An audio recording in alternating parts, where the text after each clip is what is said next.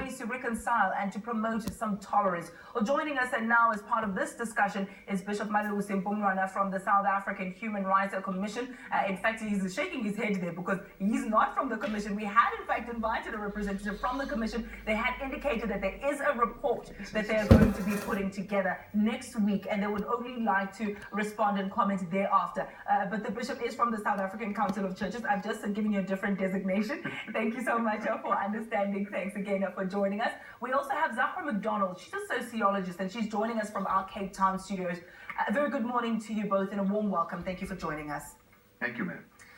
Bishop, perhaps because you're right here next to me, let me begin this conversation with you.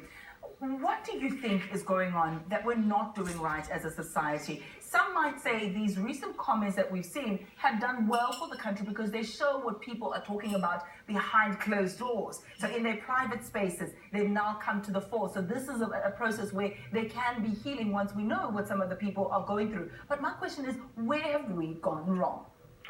Well, I think we certainly did a good job of transitioning to political democracy, but we didn't really bother about maybe the softer things, people's feelings, and the communication, the language, and the attitudes that people have. So definitely it is all over the country. They've done well to bring it up to the fore.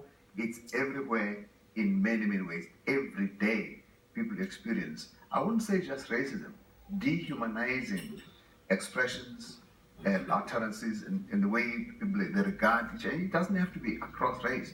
It can also be in the matter of, say, for example, it's almost a common expression to talk about amagwere in derogatory terms. That's not necessarily racism because they're all the same race, but it actually means you're dehumanizing the next person. You do the same thing about people with albinism, being called as a shaiwa, ingau. You talk about people who are of a different ethnic group from yourself in ways that are less than flattering. And this is something that South African society has to come talk about. Amalau, Amakaya, Amakula. These are things that are happening, carefully, all the time. I mean, this is on.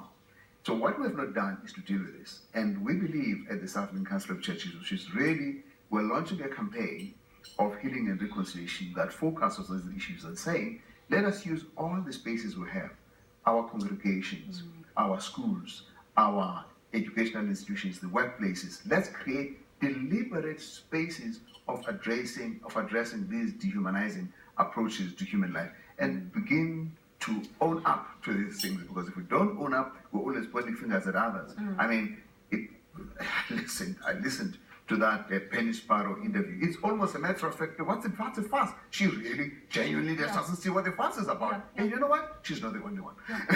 Of course. But I'm glad you spoke about using our public spaces, because as the church, you constantly are confronted with a large number of people.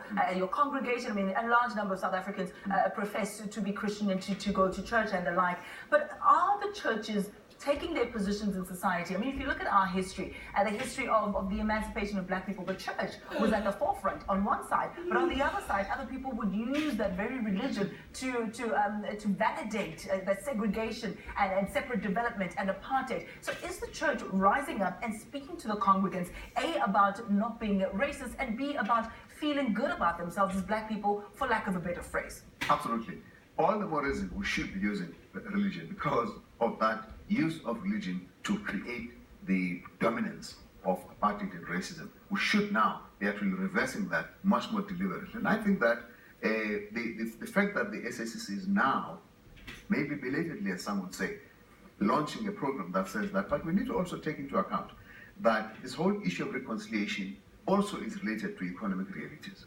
The study that was done recently by the Institute of Justice and Reconciliation points out that those people at the higher level of the economy in LSM 7 to 10, at your level, they relate very easily across races. But LSM 1 to 4, the poorest of our community. Because it's the battle for resources. Exactly, battle for resources. But I'm also finding something very interesting.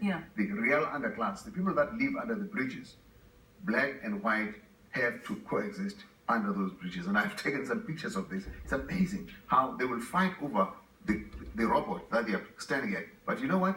They stand by each other in the night because they protect each other. Let's bring Zahraa to the equation now. Joining us from Cape Town studios, our sociologist who's joining us this morning. As I mentioned, what are we as a society reproducing? I mean, I am ashamed sometimes to think that we're producing a society 21 years into this democracy with a mindset that is dominated in the past. One would say that the so-called, quote, born-frees haven't experienced apartheid, so therefore they shouldn't have any apartheid hangovers or the baggage that comes with it. But we are seeing that they are dealing with these issues. Where is the psyche of South Africans? Do we want to have this rainbow nation ideal that we're known for, Zahraa? Ayanda, I think we want to have a rainbow nation, but we haven't really dealt with what caused racism in the first place. And so what underlies racism is a fundamental kind of idea that as a person, we can be slightly better or slightly worse than the next person. And what caused that hasn't been broken down. So we still find that some people of a particular race still dominate positions which as a society we value higher than others. So for example, if we look at education, the schools that we regard as the best, the majority of the teachers, the majority of the principals, the majority of those in authority remain what was so-called white during apartheid. And so that hasn't broken down. And so when the Reverend says that those in the higher socioeconomic brackets, they are more integrated, it's because there are opportunities for them to interact with each other, whereas those in the lower socioeconomic bracket do not have the opportunity to interact. So that, again, if we look at education, the schools, the poorest schools are generally only populated by one race. And so when we speak about the public very important. sphere, yes, and so when we speak about the public sphere, we have to remember that every person's experience is only what they experience.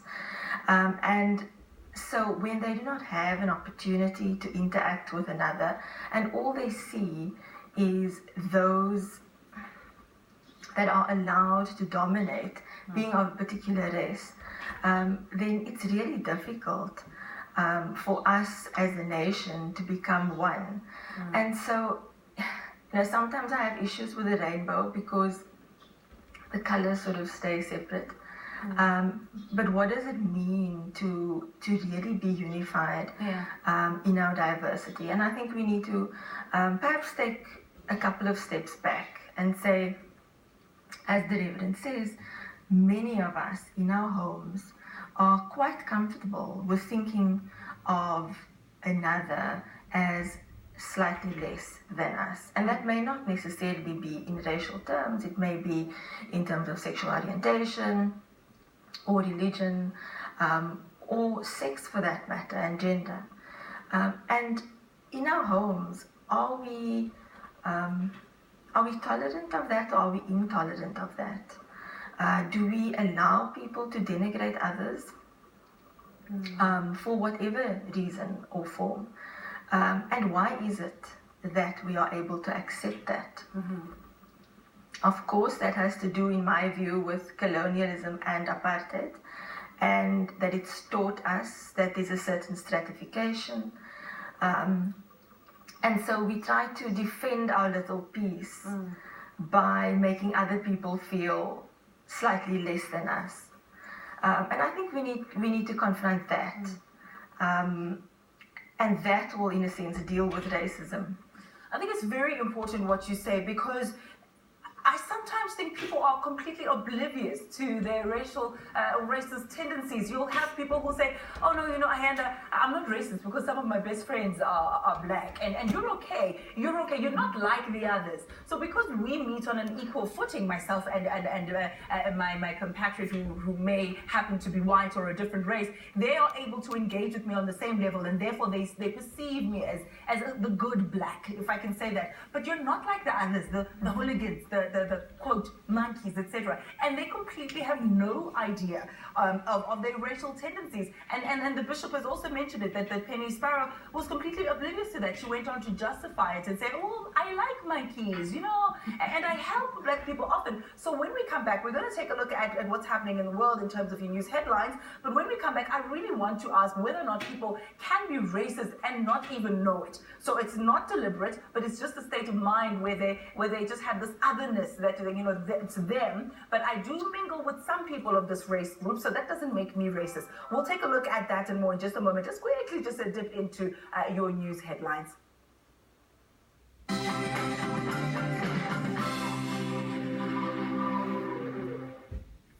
All right, it's not just this topic that is hot, it is also the weather outside. The record-breaking temperatures are expected to cover most parts of the country today. The Weather Service expects Johannesburg to reach at least 39 degrees today, and Pretoria could hit the 41-degree mark. Yesterday, Bloemfontein and Kimberley recorded their highest ever temperatures at 41 and 43 degrees, respectively. All right, taking a look at international news, trading has been halted for the day on China's stock markets for the second time this week. Now, that's after prices plunged by more than 7%. An automatic shutdown took place after just half an hour of business today. The latest closure took place despite Chinese authorities' injection of billions of dollars in the markets on Monday. All right, the UN Security Council, it says that it will begin working immediately on significant new measures in response to North Korea's fourth nuclear test. Well, North Korea said earlier yesterday that it had successfully tested a hydrogen bomb, which is significantly more powerful than an atomic bomb. However, weapons experts have cast doubt on the isolated nation's ability to even make such an advance. All right, just a glimpse of the stories we're keeping an eye on for you. We're also keeping a close eye on what's happening in the weather. It is an absolute scorcher. Tsietsi, what's the latest?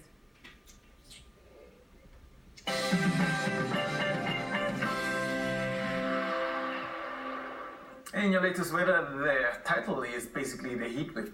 The headline is basically the heat wave, and it is expected to remain quite hot for the next couple of days. But then towards the southwestern part